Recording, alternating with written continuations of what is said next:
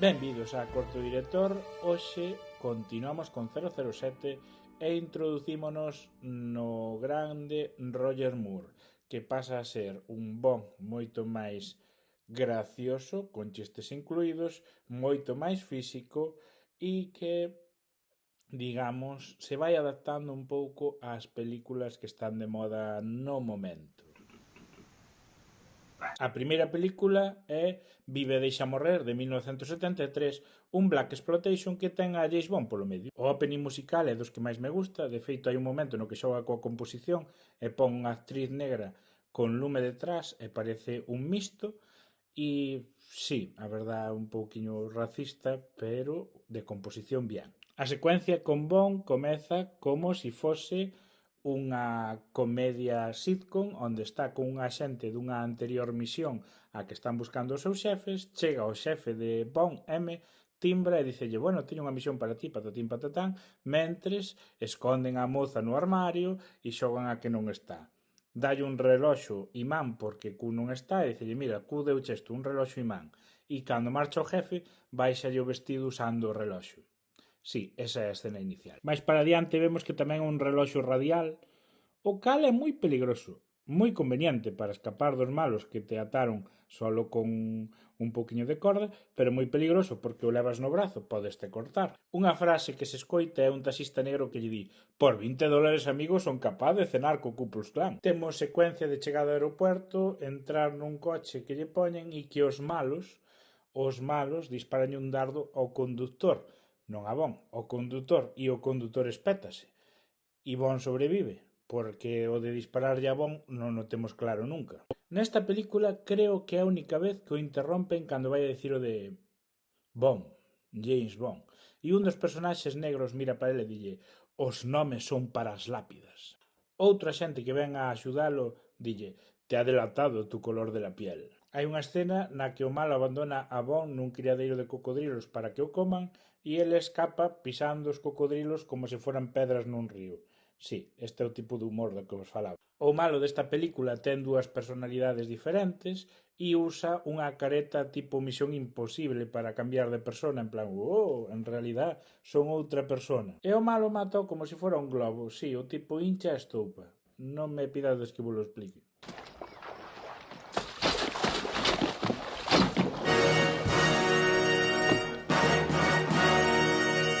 No 1974, Christopher Lee acepta ser o malo de James Bond e gravan O home coa pistola de ouro. Christopher Lee é Scaramanga, un asasino ao que nadie lle conoce o seu rostro, salvo un pequeno detalle que está nos informes da KGB e é que ten tres pezóns que nos enseñan na súa escena inicial que está na praia secándose, ao lado dunha moza guapísima e chega o seu asistente personal, o seu maiordomo que ten acondroplasia e que lle di que ten unha visita. Scaramanga vai mirar a súa visita e é un asesino que o contratou o seu propio axudante para matalo e mete por unha especie de túnel do medo de espellos, pero gana o protagonista, bueno, o asasino que é Scaramanga, non o asesino que contrataron para matar a Scaramanga. Bueno, ben me entendedes. Entre persoas negras e persoas con acondroplasia, creo que Roger Moore é o James Bond máis cancelable. Como non hai pistas sobre este asasino que retou a James Bond mandándolle unha bala de ouro co número 007 grabado, entón James Bond vai onde se soupo que matou a última persona, que era un axente amigo seu, e que non toparon a bala. Resulta que a bala a leva unha bailarina no ombligo, entón recupera facendo que lle vai chupar o ombligo, pero non, colla a bala e mete na boca, andan a hostias porque chega unha pila de xente e logo marcha. Sí, esta é a escena. Roger Moore inmoviliza a unha das personaxes malas, que é unha muller, saltándolle enriba e aguantando co corpo, facendo forza sobre ela. Sí, esa escena existe e é un pouco delirante, a verdade. Nesta película, os gaches tenos o malo. Ten un coche volador. Un coche que entra nun sitio onde gardan os coches, un garaxe que lle chaman, e lle pon alas e escapa volando. Sí, esa escena existe e mola. Bueno, que ao final acaba na isla do malo. O malo ten un rayo láser solar para usar como arma e venderlle ao mellor postor ou algo así. Sí, Na serie de James Bond, cando non saben que poñer, poñen ou ben un rayo láser ou algo que funciona usando a luz solar. Bueno, para o caso, Bond enfréntase ao malo da pistola de ouro nese túnel de espellos e gana, porque é James Bond. E como toda a película de James Bond, acaba na praia morreando cunha moza. Fin. A ti de que andas sendo, nena? Chámome Robin Traga. Traga. Un apelido interesante. O meu apelido é para cuspir. Nena, a ver se nos aclaramos. Cospes ou tragas? A historia continúa con A espía que me amou, do 1977, onde Bond está botando un canivete cunha espía contraria e lle chega un fas polo seu reloxo Casio que lle di que ten unha nova misión. Entón escapa. E escapa dos malos nunha gran persecución que acaba con o seu paracaídas sendo a bandeira de Inglaterra. Sí, esa imaxe icónica aparece neste filme. A espía dille, te necesito, James, e el dille, no máis que Inglaterra. Volvemos ao planteamento clásico e infalible de señor malo que rouba bombas nucleares para reventar o mundo e iniciar unha nova utopía, neste caso debaixo do mar. Ten tamén unha escena icónica na que persigue a un dos secuaces e cando chega a unha azotea agarra pola corbata hasta que lle di a información que quere ter e cando a ten solta a corbata e o malo cae. Sí, aquí é a primeira vez que o vexo. E neste filme aparece Tiburón, un dos secuaces icónicos que é ese tío super grande que ten os dentes metálicos. E a verdad é que é un tipo difícil de enfrontar, moi duro, que chega a levantar un coche pola parte de atrás e ver como empezan a dar voltas as rodas e non poden avanzar. Sí, ese malo. E cando pensas que vai a morrer, na escena final deféndese a mordiscos contra un tiburón e sale nadando do filme. Tiburón é o puto mellor desta película. Neste filme, Bond ten un coche submarino que vai, pois, como se fora un submarino, pero sendo un coche. E atropella un submarinista, si, humor de nivel, e sai á praia, e cando está saindo á praia a xente flipa, porque claro, un coche saindo do mar, non? E funcionan os limpia parabrisas mentre vai saindo da auga. Si, escena icónica tamén, é que vimos no Simpson. A espía co protagonista entra na historia porque Bond matou o seu marido nunha misión anterior, entón ten certa gana de venganza. Nótase se tira e afrouxa ata o final que acaban liados e escapan da misión do malo nunha cápsula de salvamento que ten como sofás e champán, si algo así, e din, bueno, ahora que? E fan como que se apuntan e tal, acaban chiscando e a moza dille, ¿qué dirán nuestros superiores? E dice, bueno, non me preocupa mucho, ou algo así, e cando saen, faen algo así como, dame 5 minutos máis e un montón de xente mirando. Algo así. ¿Veis? Va como la seda. ¡Oh! ¿Por qué poco? ¡Hola, chicas! ¡Oh!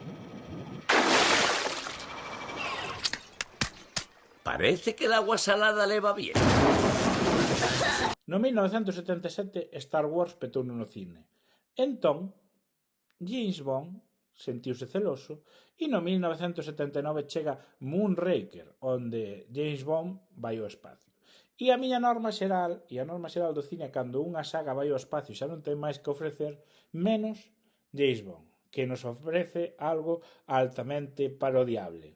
Volvemos a ter un megalómano no espacio que quere crear a súa utopía e volvemos a ter a Tiburón como secuaz épico dese megalómano que quere crear unha utopía no espacio. Neste caso, Tiburón bota moza, si, é unha das liñas argumentales desta película. O resto é unha pelea no espacio con lásers, estilo Star Wars, e ademais, bueno, Austin Powers 2. Tampouco lle vamos a dar máis voltas. Non lle sei, señor. Parece un xigantesco... Pito! Bota unha ollada por estribor. Arredemo, parece un enorme... Nabo! Onde? Para, non é un nabo de comer, parece que son uns... Collóns! Hai un obxeto voador non identificado que ten un mango longo e suave. E tamén con dúas pelotas. No 1981 temos Solo para sus ojos, unha película que me gusta no seu inicio porque retoma a liña argumental de Al servicio secreto de su majestad, onde o malo número 1 ten o pescozo partido, está nunha silla de rodas e O señor Bond vai a visitar a tumba da súa muller, recibe unha chamada, colle un helicóptero e cando está no helicóptero, o malo, número 1, controla o helicóptero a control remoto, James Bond consigue desactivar eso, colle o helicóptero e colle ao malo que está nunha silla de rodas con unha das palas do helicóptero e tiro dentro dunha central térmica. Sí, esa é a intro de Solo para sus ojos e acaba coa línea argumental de Spectra con unha escena precréditos. Non é que me guste que acabe coa línea argumental de Spectra, pero gústame que polo menos faga unha alusión á liña clásica de hai unha rede fora dos estados que vive a base de facer planes malévolos. Punto para esta película. Solo para sus ojos vai sobre un controlador de misiles que todas as nacións e empresas queren, que era dos ingleses, pero acabou baixo mar. Entón todo o mundo vai investigando por onde pode estar este controlador de misiles. Os títulos de crédito son auga e mulleres, porque sí, nesta película hai moita escena submarina e moito tiburón. Nesta película van a Madrid. Sí, como a sempre, todo pasa en Madrid. E aí está o malo, que se chama Gonsalves.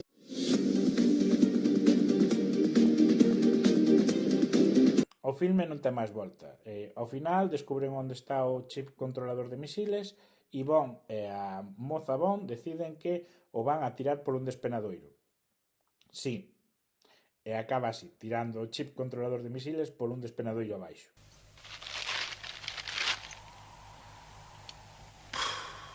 Octopussy de 1983 é a película de James Bond máis difícil de resumir, porque comeza con un tema, vaise para outro tema, despois cambian de país, volven cambiar de país e resulta moi confuso.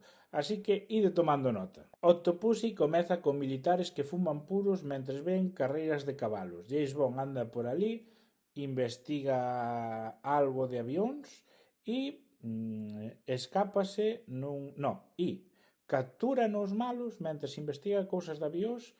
Teño notado nun camión mentres marchan con el para facerlle vai tu saber que, crúzase coa espía que está asociada a James Bond, que enseña un pouco de cacho para que James Bond tire das arandelas dos tipos que van vigilando a James Bond porque levan postos os seus paracaídas, e esta escena así, levan postos os paracaídas, salen disparados, Bond recupera o control dese camión, vai hasta o remolque de cabalos que levaba esta señora, que parece que leva un cabalo dentro, pero non, levanta o cabalo para arriba, non era un cabalo, era un avión plegable que saca para fora, sube nel, empeza a dispararse con outros avións, rebenta o silo de misiles que estaba investigando e, como se está quedando sin gasoil, pousa o avión nunha gasolinera e dicille ao tipo: cheo, por favor.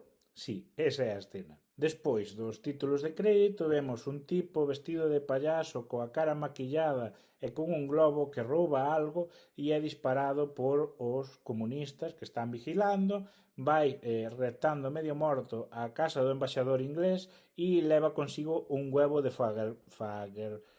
un huevo desos bonitos que teñen os rusos. Resulta que é toda unha trama de roubo de xoias orixinais na Unión Soviética ou copias, non me quedou moi claro porque hai copias polo medio, que Bond intervén, vai unha puxa, cambia o huevo de verdad por un huevo de mentira, xogan ao de a ver quen aposta máis, hai un que aposta máis, e, bueno, todo isto deriva en que van para a India, si non sei por qué acaban na India. Na India hai unha escena de casino onde lle gana ao tipo que rexenta o casino e é desta agrupación que trafica con xoias soviéticas e cos cartos que consigue repartos cos seus amigos e ás veces usos para escapar, tipo tirándos ao aire para que moita xente vaya por eles, mata a un tipo tirando nunha destas camas de Fakir, sí, esa escena está, tamén colle a espada dun tipo dos que traga espadas para defenderse, despois devolve e dicelle, podes volver a ensablarla, sí, eso tamén pasa, e hai unha carreira, hai unha persecución en tuk-tuk que remata con Bond e o tipo que está axudando espetándose contra un cartel que é de papel e que é sustituído por outro inmediatamente e por eso non atopan os malos que o están a perseguir. Sí, todo eso que vos estou narrando pasa. Aí esquecíame, hai a escena de primeiro contacto con James Bond, que el chega nun barco, báixase e no porto hai un tipo encartando unha serpe cunha flauta e toca a banda sonora de James Bond e James Bond di, ui, que melodía tan bonita, e vanse xuntos. O tipo tira ca flauta e di, ya estaba cansado de estar con esta serpiente aquí esperando. Hai un momento no que está na casa do malo e o convidan a cenar e lle poñen, e dices tú, vanlles poñer cabezas de monos. No, eso en Indiana Jones, que foi posterior. Aquí poñenlles cabezas de cordeiro, pero a escena é prácticamente igual. Nun momento, Q dalle un caso televisor e ele enfoca as tetas dunha rapaza que estaba na escena e non ven a nada. Sí, ese momento está aí. De feito, uns segundos antes chega coa chaqueta rota, dalle a Q e Q di, Karen, zúrzalo. E dalle a unha tipa que marcha coa chaqueta. Sí, esa escena tamén está aí. Nesta película, cando escapa dos malos, doma un tigre dicíndolle, senta aí. Tampouco ten moita máis volta. Hai unha escena final de enfrentamento aéreo e James Bond acaba encamado con Octopussy, como acaba na maior parte das películas. E hai un momento de ambas nacións falan e din isto todo malentendido, aquí tiene sus joyas robadas, gracias, bueno, hasta a seguinte película. Algo así. Esta noite creo que vou coller gorda. Panorama para matar, de 1985, é a película máis aburrida de Roger Moore. Sí, teño que reconocer que por primeira vez en toda a saga me dormín varias veces. Entón vou a intentar resumirvos de que vai Panorama para matar nos ocos nos que eu estaba desperto. Panorama para matar comeza na neve buscando un morto que ten un chip dentro dunha foto familiar. Bond colle ese chip, aparece unha pila de soviéticos que o persiguen, el primeiro vai facendo esquí, despois rebenta unha máquina destas de neve, unha moto de neve, e rebentan os esquís a disparos, non lle dan a el, como sempre non lle dan a el, danlle os seus esquís. Entón, colle unha destas aspas para facer esquí, pasa por encima dun lago, porque claro, como está con unha aspa sola, está facendo surf, e logo escapa nun submarino que está camuflado para que parezca que é un cacho de hielo. Dentro dese submarino hai unha moza esperando que dice, has tardado mucho. El dille, sé buena nena e pon el piloto automático. E comeza a película. Ten un momento gracioso que é Taxi sigue a ese paracaidista e ten outro máis gracioso aínda no que o coche se lle vai cortando a cachos porque vai chocando contra cousas. Eso é o máis gracioso de toda a película porque o resto, pois, como xa vos dixen, dormín a cachos. Sinceramente, fun a Wikipedia porque me quedei dormido moitas veces. Que xa o dixen varias veces, pero é que é verdade. Nesta película, reto vos a vela sin que vos quededes dormidos. Total, que a línea argumental é que hai unha empresa que fai chips e compite contra outras empresas que fan chips. Entonces, o malo, según Wikipedia, quere facer un terremoto gigantesco que destruya Silicon Valley e ser a única empresa que fai chips. O tipo James Bond intervén, evita que haya ese terremoto, non rompe as leis do mercado e sigue habendo moitas empresas a competir e logo conmemórano coa Cruz de Lenin. Isto, lendo textualmente en Wikipedia, porque xa vos digo que o ritmo desta película pois fíxome que me quedara dormido. Vale que levo moitas películas de James Bond. Pode ser eso, pero se avise de primeiras, digo vos que me quedaría dormido igual. Dalle like, suscríbete, comparte o vídeo porque nos quedan 2 películas de Timothy Dalton, o final da Guerra Fría, as películas de Pierce Brosnan e as de Daniel Craig. Se me dá tempo e se sigo con ganas porque ao final é o mesmo esquema narrativo sempre e meterse un maratón de todo isto é ter moitas ganas. Ter moitas ganas, moito tempo libre e, bueno, de paso aprendo un poquinho máis de edición. Así que dadelle like, por favor.